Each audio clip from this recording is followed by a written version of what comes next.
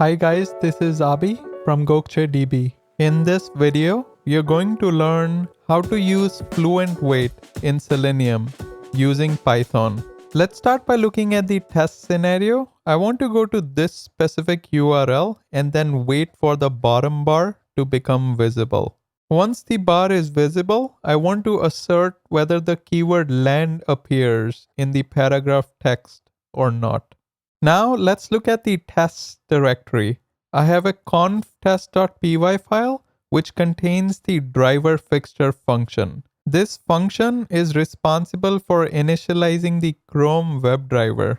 In my test file on line 8, I'm using the driver.get method to go to that specific URL.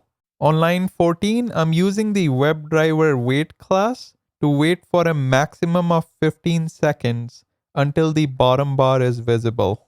I'm also specifying a poll frequency of 2 seconds, and I have a list of ignored exceptions defined. This is called Fluent weight in Selenium, and it's a type of explicit weight. It's considered an intelligent type of weight because you use it with expected conditions, and it's confined to only one web element.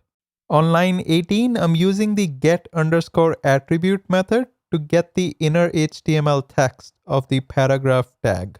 Finally, on line 21, I'm asserting whether the keyword land appears in text or not. Now, let's run this program to see how the execution looks like. As you can see, our test passed. Watch what happens when I increase the poll frequency to 20 seconds, which is greater than our timeout. Now when I rerun the program, you'll notice that our test will fail. And if you look at the logs, you'll see that it failed because of timeout exception. Note it's not recommended to mix implicit and explicit weights because it can cause unpredictable wait times. Don't forget to like, subscribe, and turn on the notification bell. Until next time.